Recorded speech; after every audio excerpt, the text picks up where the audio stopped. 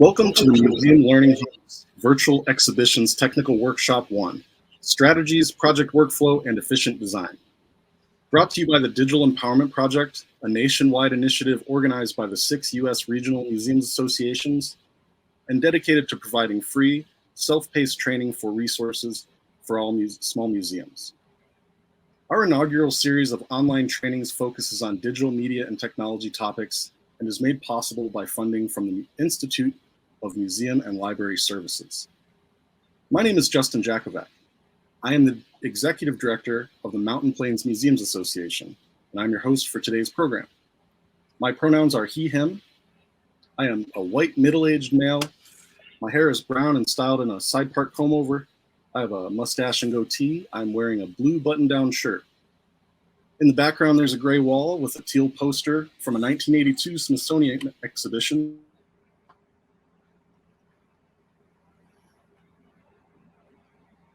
Virtual meetings, when digital spaces may substitute for our physical sense of place, it is important to reflect on the land that we each occupy and honor the indigenous people who have called it home. I am speaking to you from my office in Colorado Springs, Colorado, which includes the historic homelands of the Arapaho, Cheyenne, and Ute peoples. Wherever we are each located, let us acknowledge indigenous nations as living communities. We at the Digital Empowerment Project recognize that our organizations and those of our members were founded within a colonizing society, which perpetuated the exclusions and erasures of many Native peoples throughout the United States and beyond. We ask you to reflect on the place where you reside and work, and to respect the diversity of cultures and experiences that form the richness of our world and our profession. Thank you. And now it is my pleasure to introduce today's presenter. Dr. Renee Cepeda is an independent art historian and curator specializing in new media art. He is the author of the Manual for Curation and Interactive New Media Art and the co-editor of the Game Arts Curators Kit. The Game Arts Curators Kit. He has taught at UDLAP and currently teaches at UNARTE in Puebla, Mexico. His research interests include interaction and exhibition design, new media art, digital performance, and art video games. Let's give Renee a warm welcome.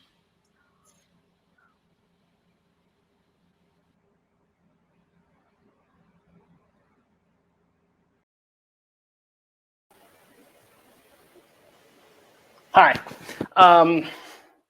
very nice to meet here. My name is Renee Garcia, Renee Cepeda, as I've been introduced. I am an independent curator, researcher, and my background is in museum studies, in exhibition design, in curation, and eventually I turned all that into what I'm doing right now, which is virtual exhibitions, new media art, and how both are very much tied together. Pretty much my introduction is that I am a cis male. I'm 38. I'm light-skinned. My hair is dark brown. I live in Puebla, Mexico currently. Puebla is a city that was created specifically for Spanish colonizers, but it's located in a place that was, according to documentation, as non-native relevant. It basically means that there were no native people in the location, there were no native significant sites in it, and in effect what this meant was that it was created to create a Spanish area, like a completely safe zone for Spanish colonizers. Anyhow, my pronouns are he, him for now. And let's move on. First, I wanted to make a little disclaimer. All these workflow ideas can be adapted. Like, you don't have to do everything that I tell you. Every single museum is different. There's museums that have an exhibition design team. Some don't. Sometimes the curator does everything. So obviously, take as much as you can from this and adapt it to your needs. Okay? So first of all, let's be clear what will be covered in this talk. So first of all, why do a virtual exhibition? Why are you doing this? Is it because you want to show off a new collection? Is it because you feel like you have to do it? Those are the kind of things that we will be discussing. Then we have choosing a format. Will it be a website? Will it be a 3D space? What will it be? Then determining investment. What do you have? What do you need, basically? Then the philosophical implications of taking exhibitions into the virtual space. And finally, a suggested workflow of what I think, or what has worked for me. As a parentheses, I have been involved in institutions from very small local museums to very large international ones. And this has given me a way of realizing what can be done, what can't be done, but also that the workflows are not that different. What is different is the scope, okay? So what won't be covered is asset generation. That will be covered and has been covered in other Museum Hub courses. Platform development, that's what will be covered in next week. And that is how to keep the sites running and everything going on. That is more of an IT thing. Okay. So first of all, let's talk about why do a virtual exhibition. And there's many, many reasons you can do one. For example, Identidad.exe is an exhibition I did with Mexican artists about new media art in the pandemic. And one of the things we wanted is to be able to reach international individuals. One of the things is this is in Mexico. Not many people come to Puebla to see new media art. So that gave us reach, but also it was a question of costs. This exhibition done in WordPress was very, very, very cheap. It was about $40. However, had done this physically, I would have required an incredible amount of hardware. So sometimes it's about reach. It can also be about costs. Then we have the suitability of the objects. This image you can see here is an exhibition I planned called Poppy.museum for online artist Poppy.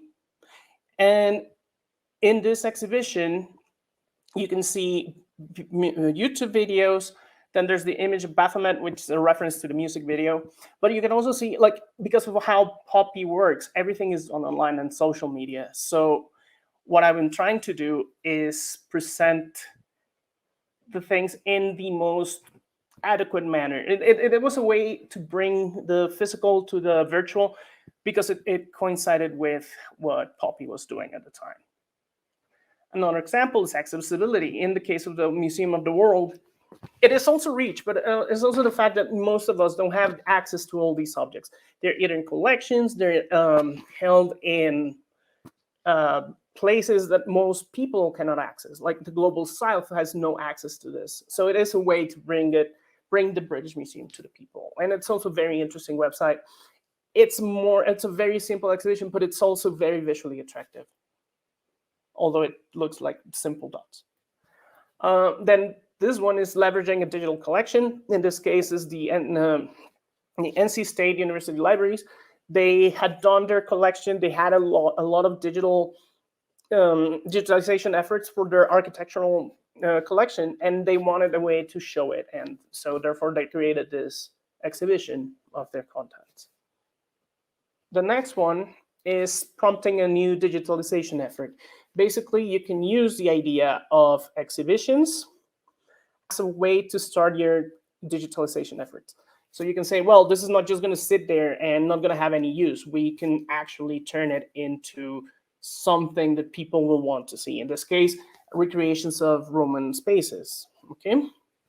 So those are the basic ideas of why do an exhibition. In the end, what you have to ask yourself is my material suitable? How is it suitable? Is it going to be a simple web page? Do I have the resources to do something more complicated? And do I have the knowledge? Okay, and that's what we're going to cover next. So first of all, where do I put it? What kind of exhibition formats are there? So these are the basic ones: social media art galleries, web pages, pre-made virtual spaces, virtual tours or virtual spaces, and this includes street view galleries, 3D spaces. In 3D spaces, I encapsulate everything from Minecraft to Second Life, which are game engines, to the Unreal Engine, which originally was a game engine, but now it's used as a tool for so many things. It's very simple to use. The Poppy example that we saw in the beginning, that was done in Unreal Engine. And then we have VR spaces, which can derive from the former ones. And finally, augmented reality or AR. Okay. Now I'm going to cover some of the pros and cons. So The first is social media. For example, this is Maya Contemporary. This is an art gallery in Mexico. They do have a physical space, but they also do their exhibitions online, and they just exploit the nature of Instagram.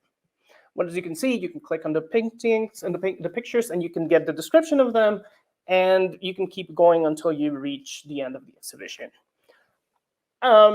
This is very useful for static things, for example.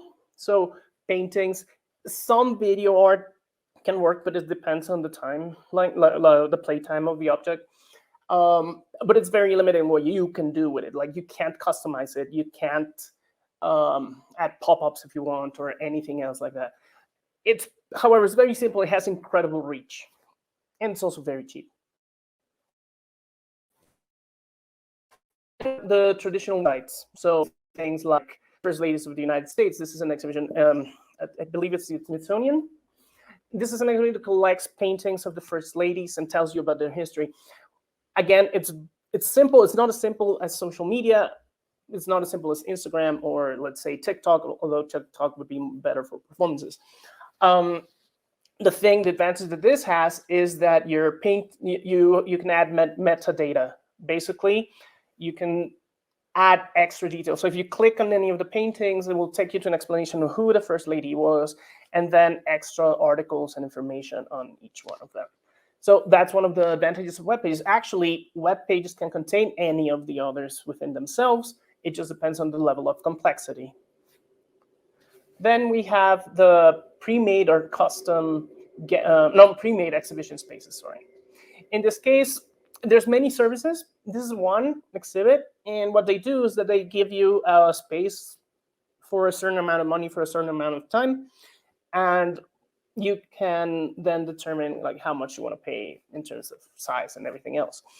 The advantage this has is that you basically just add your paintings or your images. It's more suited for art. However, it has a few disadvantages. And those disadvantages is that it's very limited to what they already have done.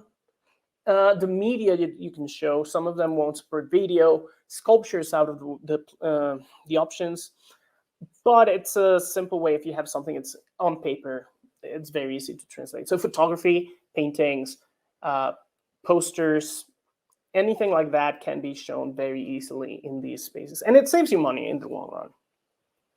Then we have what is essentially a street view of a gallery. These ones can still be done, but it's basically you take your physical space and you scan it, you photograph it in 360 degrees, and then you will put it on a computer. There's software for this, and it will turn it into this navigable space. The problem, well, the good thing about this is that you literally take your physical exhibition and it can be navigated as if the person was there. The problem is it has very limited interaction. In some cases, you can click on the paintings and you get details. That's what Google Art Project does, which is in this case what it's been done. But not all of them. Like if you don't have the money to do it in their system, not all of them are going to allow you to do these things.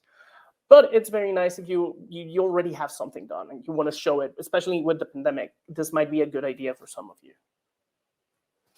Then we have the virtual spaces. Again, like I mentioned, these places were made by me in Unreal Engine. And it's literally a proposal for an exhibition that was going to be physical and then later became a online thing. It never took off. That's why some of the things are placeholders, like the labeling system or the red cross here in the middle of the screen. This is a prototype, but in the end, I can just get the funding and convince the artist and turn it into a full-on space. And this space can be downloaded from online. It can also be put on a web page and made to run in there. It's complicated, but it can be done. It can also be put in a computer in an exhibition space afterwards when you're done, and it's still an exhibition that exists. And more importantly, it can also be turned into a VR experience. So simply navigating with the helmet, it's very translatable. That's one of the advantages of Unreal Engine, is that you basically just tell it, make it VR, make it a 3D space, make it for iPhone or iPad, and upload it on the App Store. That's one of the things I really like. And it's not as complicated to do unless you start getting into scripting. So it shouldn't be a problem for most. And then this one is tricky because it looks like a 3D space, but in actuality, this is my living room, and the art is being overlaid on top of it. As you can see my battery and everything in there. This is literally me looking through the phone, and this is what appears. But in reality, if I move, I may bump into a chair or table. This is a very extreme example of how you can overlay an exhibition. So you create a virtual space, the system scans it, and then it lets you interact and move around, get closer to the paintings as if you were there. Obviously, it may be difficult because if you want to go down the aisle, you have to be able to go down an aisle.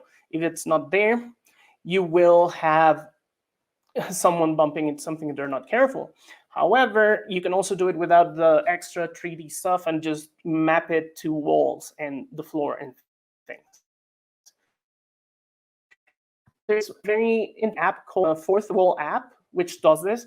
And it literally, you can take a sculpture, put it on the software, and it will appear in the person's living room, and they can move around it and see what it looks like from all angles. They can enlarge it and shorten it. There's so many things that you can exploit with an AR app. Now we're gonna wait for a little second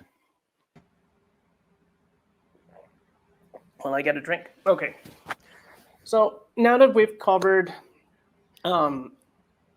which one you can choose, we're going to talk a little bit of what before you begin, what you need to consider. So first of all, if you have an IT person, contact them and make them a permanent part of your team.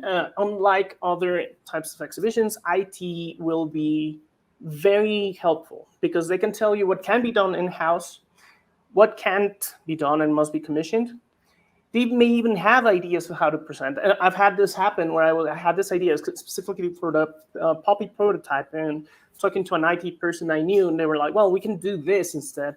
And if you want to do it physically, it can also be done. So it was this feedback of things that I didn't know the technology could do. So it's very, very useful to have an IT person with you. And they also can help you alongside with your conservation team, if you have one, to choose the works, because IT will tell you, okay, no, we cannot put this on a web page that easily, or no, this will not work because we don't have a 3D asset yet and it's going to cost us, or yeah, we have this, we can actually put it in here. It's not always about what can't be done, but also what is possible, right? Then you will need contractors in some cases, depending on, again, your organization, what you already have and what you need. So for example, scanning. You may need to scan paintings, photographs, 3D scanning, sculptures, objects, artifacts of all kinds.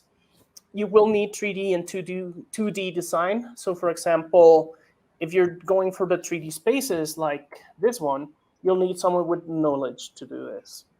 It may not be the difficult. It may be something you can do, but you have to account for it. 2D design, it includes website design, graphics, labeling, all the same things that you need for a traditional exhibition. Again, if you can do it, you can cut that cost.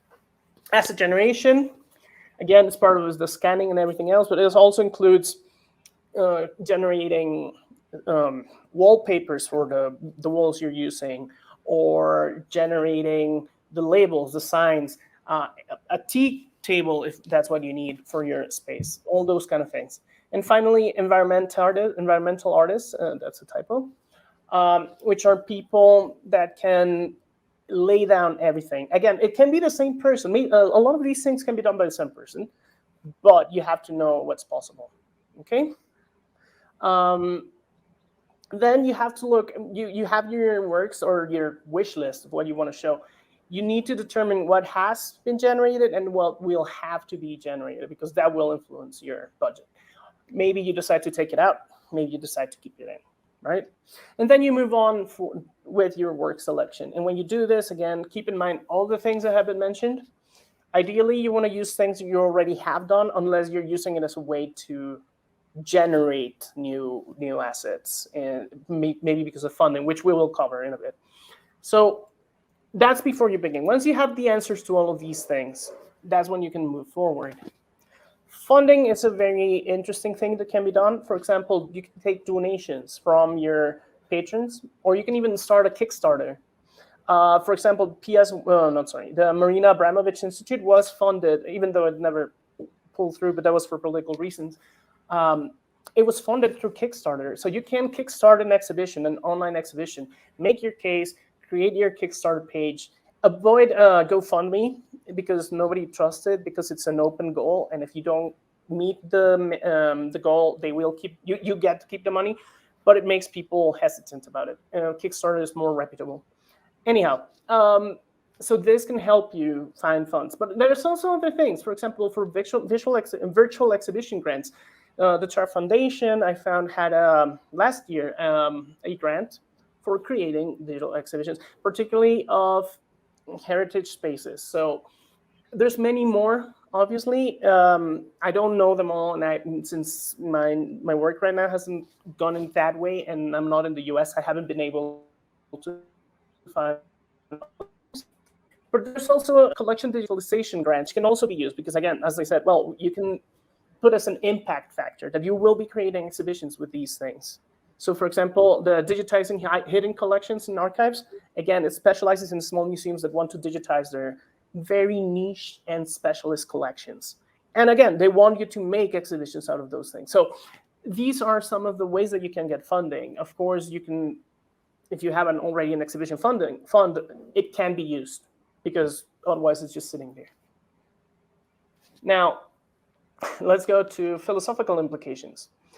In this case, it's how the work changes, how its meaning can be different when you put it online rather than in a physical space. So first of all, it separates art or heritage from the institution, meaning that people don't see the museum. So it might be more accessible to some that feel museums are boring or are too institutional, too powerful. In this way, people can maybe be more open to things. It's also because it's a website, it becomes easier for someone to move around and say, well, instead of having to go through all the effort of, I have to go to a museum, I just open a webpage. I can look at this while I'm having lunch or whatever. So that is very important, that you're separating your work from the institution to a degree. Obviously, you have your branding and things, they're still there, but conceptually, it's a little bit different.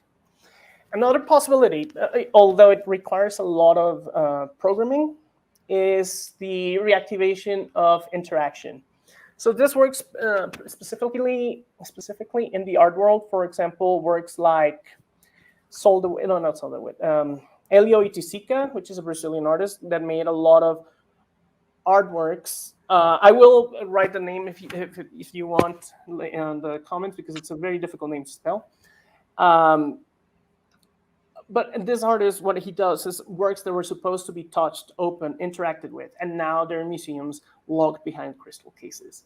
And a lot of the meaning is lost. When you reactivate it, people can understand again what's going on with the work, returning it to its original meaning. It also means that your objects don't have to get degraded. If you have something like an apple press in terms of heritage, you can make people like a mini game in your space and have people pick up the apple, put it in virtually, pick up the apple, put it in the press, turn the cranks, get everything to move down and to see the function. Even if they don't get apple juice at the end of it, the interaction is there and it helps people get together more with their heritage. Returning context to some works, again, you can take, well, generally when we see something in a museum, it's decontextualized, right? So unless you're a completely on-site museum where you have like recreations like, I don't know, Colonial Williamsburg, you will not have the same feeling for an object. So if you can take and play and create a recreation of a space and putting all the tools as they're supposed to be used, or the art where it was supposed to be, for example, particularly in religious art, if we consider icons, they're supposed to be in certain positions, certain places. When they're taken out of that and placed in a gallery in, say, the Met or the Getty or something like that, they lose that meaning. And you can return that either through 3D recreations or even just the setting of the exhibition itself. Then we have immateriality. One of the very good things about immediate art and particularly anything digital, is that it's immaterial. So you don't have to worry about the physicality of it. You don't have to worry with how much weight does it fit through the doors, right? And one of the things is that you can break reality. Meaning, when you do a recreation of a 3D space, you don't have to follow the rules of the world or of our world. Meaning, I can fly around, say, an Inuit totem pole. I can look around a French church, right? I can go underground. I can lift the object and flip it, something that is unthinkable in a museum. So all these things are things that you have to keep in mind when you're designing. You don't have to follow the rules of the real world or the museum itself. Okay, there was an exhibition I saw that was really jarring because it was one, but it had velvet ropes around the object. And that's just ridiculous. Why have velvet ropes? Like, okay, I get wanting to redo the feeling of the museum, but at the same time, it's enforcing barriers that should not be there. Okay. Then we have time, and this is so very simple, so very complex. There's works, particularly in new media, that take decades to take place. They will be running until we die. There's works of art that are so complex, so many paths, so many options to explore, that people will not have the time and institution to witness it. In the virtual world, when you can leave it and pick it up later, it's absolutely doable. The other way it goes is that you can have video art that you could not show. You can have videos of things that usually take too long, and people will be more willing to watch it because they're at their homes. And then there's this whole thing about not being limited by the very time of the world. Like, you don't have to go to a museum between 11 and 5 p.m. You can go there at 3 a.m. It's a very liberating thing for a lot of people. Finally, space and site specificity. We generally think that because things are immaterial in the virtual world, they don't have specific sites. That is not true, and you have to keep an eye for that. So what I mean by site specificity is not exactly, hold on a second. It's not exactly that you have to have a physical space. But for example, a work that depends on Twitter has site specificity. It depends on Twitter and its API to run. There's a work by artist Pippin Barr that runs on New York time. And if you visit the video game art that he made, if you go outside of New York opening times for the MoMA Museum, you cannot go in and see the art. This is because he has an interest in the relationship between time and the virtual space, but at the same time, it highlights things. Like you can do this on purpose, or you can overcome those limits. It's up to you, but you have to keep it in mind. Also, site specificity includes things like the Reporters Without Borders library. For example, this thing exists in Minecraft. You have to be in Minecraft. You have to have the tools to access Minecraft to see and read everything that's in that library. Okay, if I do my exhibition in Second Life, my people have to be able to go to Second Life. They have to have a computer that allows them access to this site, this virtual site. So all those things have to be taken into account. Like, will your tools are too niche? Yes, but do they offer you an advantage or not? And that also will help you decide what is acceptable and what is not, depending on the aims of your exhibition. Next one. So now I'm gonna go with the workflow, which is what I've done before. This is, again, this occurs at the same time as your normal workflow for an exhibition design. So you try to integrate it and modify it as you can. Again, not everything can be done by everyone. Some of these things you will skip. But develop a team if you can. Say, get an IT people, get education involved, get exhibitions involved, get marketing. Marketing is also useful beyond what they normally are, because they also have knowledge of social media and digital tools that can help you develop better exhibitions. Okay? Then once you have your team, you start with your work selection. That's the traditional thing you do. Just keep in mind everything that we talked about, choosing and what has to be developed, what is already developed, and all those things. And then you do your research. That's just basic curatorial work. You know how to do it. Then we go to stage 2. And in stage 2, this is where we select the platform. Do we want to do AR, VR? That's going to be determined, again, by the work selection. Then you start contacting artists or institutions if you need any kind of loans or permissions. Artists, obviously, if you're an art museum, if you're a heritage, we'll just skip this, obviously. Then we have request works if you need them, secure media rights. In some cases, media artists in particular will appropriate things. And well, that's fine by them. Sometimes museums need to be sure that they have the proper media rights to show the work online. And then you start on your platform, and then of no return. Once you're here, you can't go back and say, I want to change it from a VR to from a web page to a VR. Okay. Generally, the rule is you can go back, but you cannot go up. Okay. So let me go back to the media thing.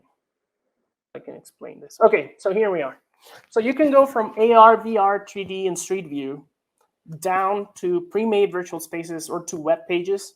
Generally, some sacrifices will have to be made. So for example, if you have sculptures, you cannot really use them in pre-made virtual spaces, but you can use them on a web page.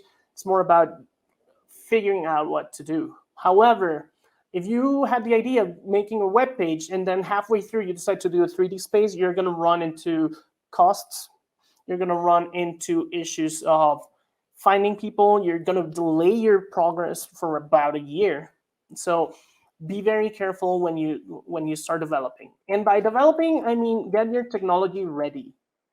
This is not putting things into the exhibition. This is just making sure that your web page opens, that your technology, your say WordPress is working properly, that it has the right address, that you have your site .com or .edu, whatever you're using.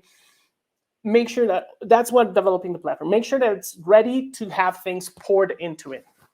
Then you generate your assets. Start like this can be actually done at the same time. Generating assets. Make sure you have your graphics, your objects, everything ready to be put into your exhibition space. Then you develop the exhibition space. This is the part that's more aesthetic. So this is where if you're doing a web page, we'll choose your colors, your fonts, your flow diagram, all these kind of things. This is not yet putting things in. It's basically it's the equivalent of painting the walls, cleaning the space, finding where your light sockets are, all those kind of things. And then we move to stage 3. This is where you should theoretically already be done with everything else that's been discussed. This is where you will say, okay, we're going to put this here. We're going to put these works in this order. We're going to have so many web pages, and this one's going to go here and go back. Obviously, you can go back and fix things, but try and have everything as ready as you can. You also will generate your metadata and your hyperlinks. Again, it's optional, but it's really one of the strengths of the platforms that you can create. You can say, put a web page where you show your, I don't know, Norwegian Moravian artifacts in Wisconsin.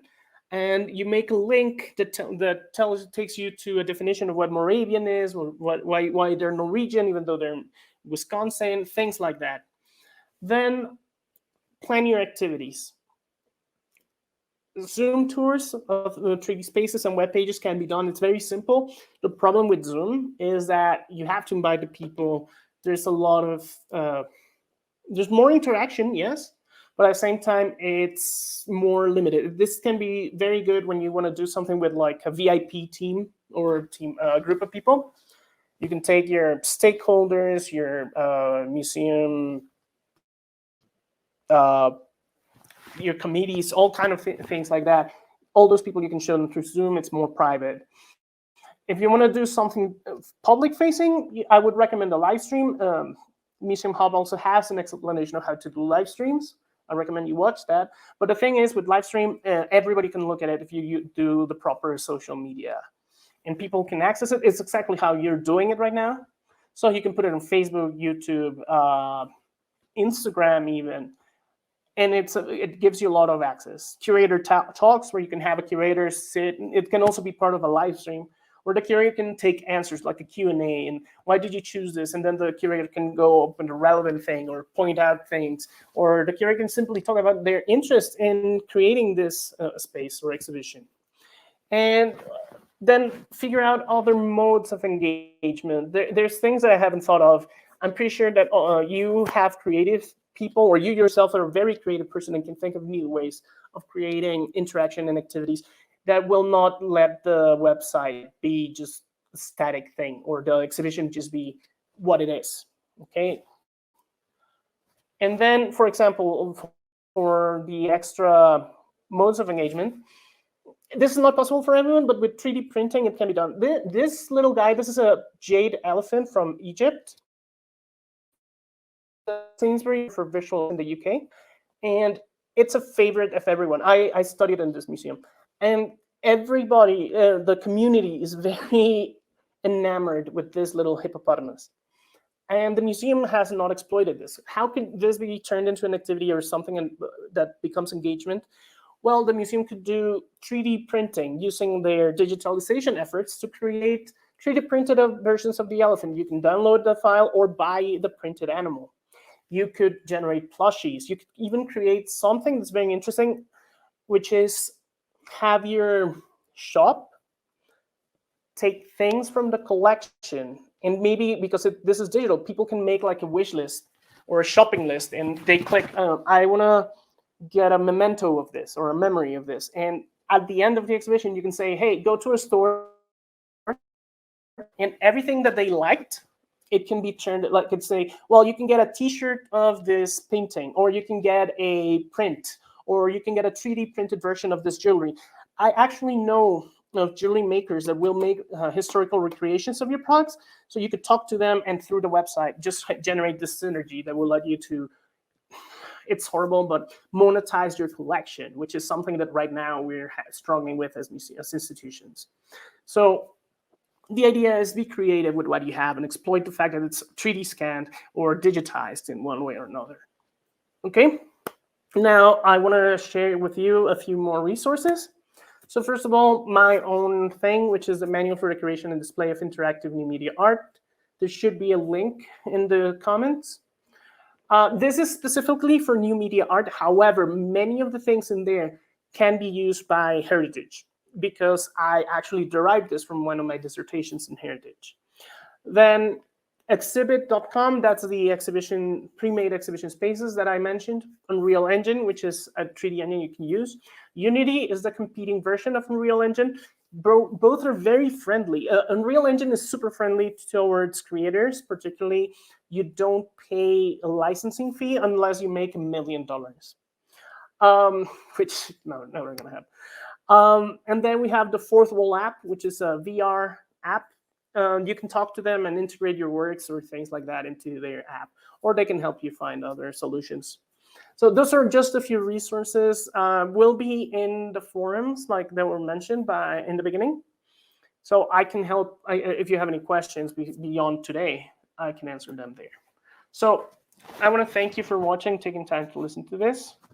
And if you want to get in touch with me, that's my email and my professional website. You can get in touch with me for that. I do consulting, I do teaching, and other things that I can help you, or just help you with, and my social media. I don't have an Instagram, sorry, but I couldn't take out it's a pre-made slide. Anyhow, thank you for watching, and I think we're going to go to questions now, I believe.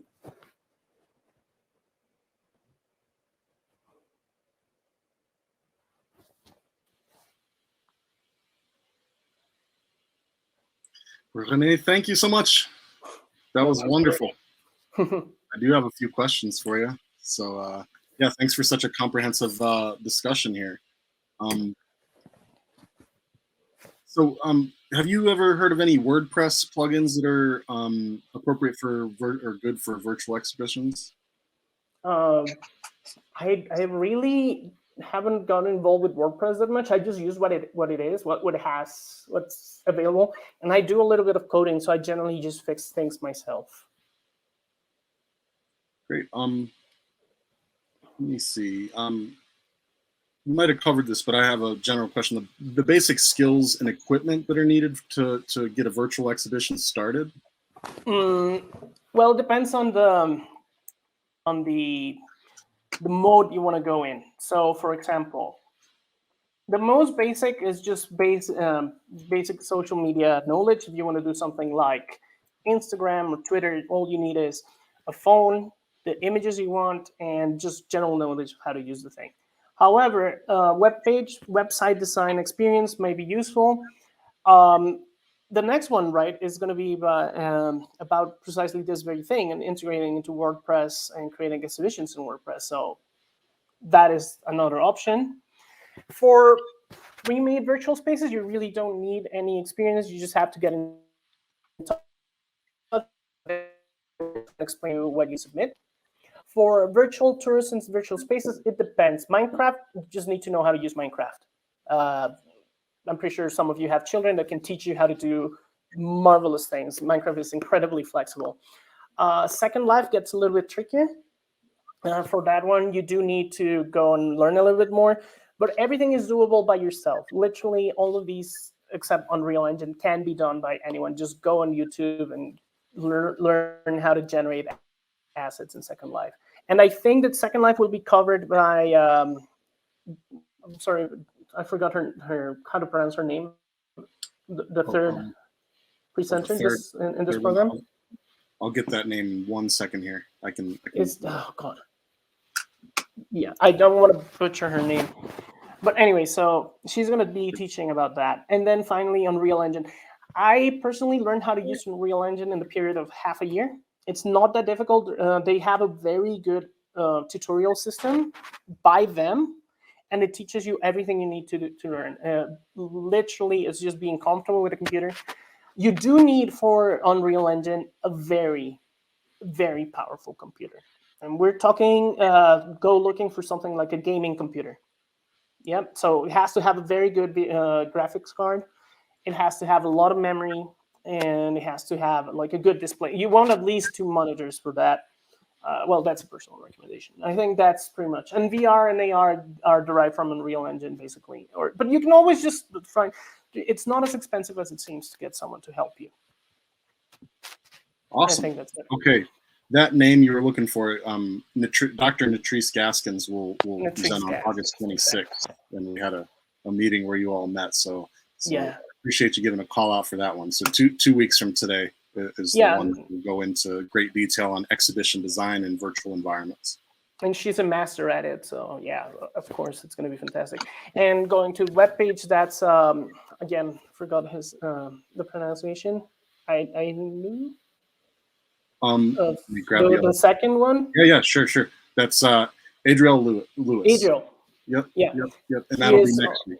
Yeah, he will be doing like how to put something on WordPress. So I think you all will enjoy that. What else? Great shout outs. Yeah, the next question is, from your experience, what's the best way to communicate with the various players in a virtual exhibition project? Do you have a preferred communication software or project management software? Oh wow. Okay, well, you can use Slack. I think that's the industry standard by now. Sure. And it will let you share everything. But one of the things, and actually I should have mentioned this, you want to have a way to keep version control, especially if you're working with Unreal Engine or Unity. It has to be in a server that downloads everything and uploads it to your computer. So when you're changing things, you don't have mismatches with versions. That's very important. I can't recommend you one right now because they're different for every system. And sometimes if you're doing it yourself on your computer, you don't need it. But if you have 2 to 3 people working on it, you might have to think about that. Great pointer. Okay. Let me see what the next question is. So what measures have you put in place to ensure that your virtual exhibitions are accessible to a variety of users? Does that factor into your strategy and design thinking? Is accessibility? It does. It's just a matter of getting people actually can help you, because as someone that's not particularly in a disabled category, it's hard for me to think of these things in a way. But one of the simplest things is, well, first of all, make sure it's readable by screen readers. So you have to make sure that all your images have captions. You have to make sure that all your objects are labeled. That's done in the background in WordPress, but it's very easy to do. It literally tells you alt text, and that's where you describe what the image is. And right now, the technology has gotten to a point that it almost runs itself. But for 3D spaces, you have to be careful because there's not much research. You can implement, say, things like filters for color blindness, but generally the adaptations for 3D spaces are done by the end user because you can't account for all of them. Generally, if someone 3D spaces, they generate their own control interfaces. Other things you can do is make sure your fonts are readable. So there's things like Dyslexie, which is a font specifically made for dyslexia to not affect your reading skills. I'm trying to think like out of the blue because I wasn't. No, that's fine. But Actually, I think that's good. Yeah, I would do a self-referential point back to Module 1 that we did for this same Museum Learning Hub, and folks can find a lot of accessibility strategies that will overlay into their website and that kind of thing. So there you go. We don't have to put you on the hot seat too much. We did 4 of those earlier in the year. But thank you for sharing your perspective on that. This may again bleed into some other categories. Is there a way to ensure your website and virtual exhibit are easily found by the public?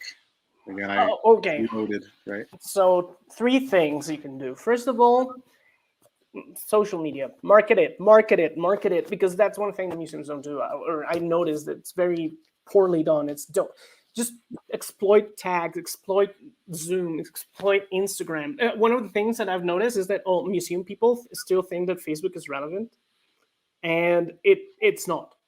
Like teenagers are like, you have a Facebook. So if you want to reach those publics, you need to have Instagram, TikTok. Okay, they communicate through them, and you have to learn that language. I don't know, maybe create a youth program where you can have someone that's like in their 16s, 17s that's interested in museum work, and have them, hey, you know what, go wild, let's do something with social media, help us promote. Obviously, keep an eye so it doesn't become inappropriate or things like that. But really, really use social media and try and not end up like that meme from what is it? Joe Pesci, I think it is. It's like, hello, fellow youths, and he's like, no, Steve Buscemi. Yeah, exactly. Yeah. So try and avoid that. They smell that from miles, so be careful with that. But the other thing you can do is SEO, or search engine optimization, which is make sure you have keywords and important things in your exhibition. YouTube, Google doesn't like it, but what you can do is in white text hidden in the bottom of your webpage, just put every single word you can think. Make it invisible, but make it that it's in the code of the webpage. It can't be a hidden comment though, because Google will ignore those. But if it's in the page itself, it will read it. And then just link everything back and forth. Link between your YouTube, your Facebook, your Instagram, everything. Make sure that you're linking everything together. So that's CEO, that's marketing, and the last one is just basic promoting in physical spaces, because that's also something that happens and we don't see it done. You can use QR codes, you can do posters, you can talk and put it in radio, or there's ways, but it has to be promoted if you're putting that much effort. Yeah, great advice. Yeah, thank you so much. Okay, what are some strategies and low-cost products to boost interactivity and ease the inclusion of physical objects? Okay. Ooh. Well, the easiest thing I can think of is 3D views of objects. And there's something where you can take like a 3D. Well, it's even just photographs. You don't have to go like super fancy. You just take the object and photograph it from all angles. And then there's plugins for WordPress that will turn it into an image that you can just take and scroll around it. That will help you a lot. If you're doing 3D spaces and you have the ability to do it, just make it pick it up, like that you can pick it up and look around it. If not, just allow people to move around it, because that's the thing I was telling you, like velvet ropes in the exhibition in the virtual exhibition space make no sense, right? Or let people fly around the object, and all those kind of things. And if you can make actual interactable, like video game things, that's even better.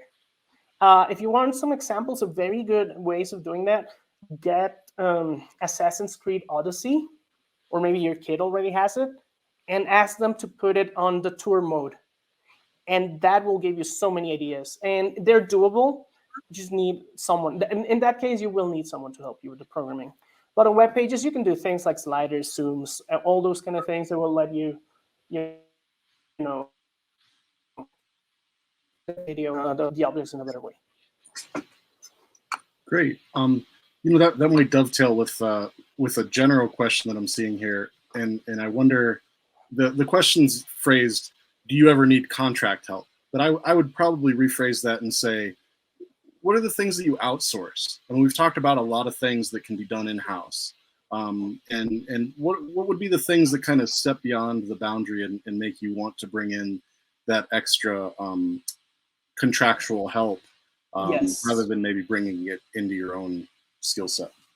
Okay, so for me, it would be someone that can do the programming in Unreal Engine, for example. That's something I can do it, but I would not be comfortable doing it professionally.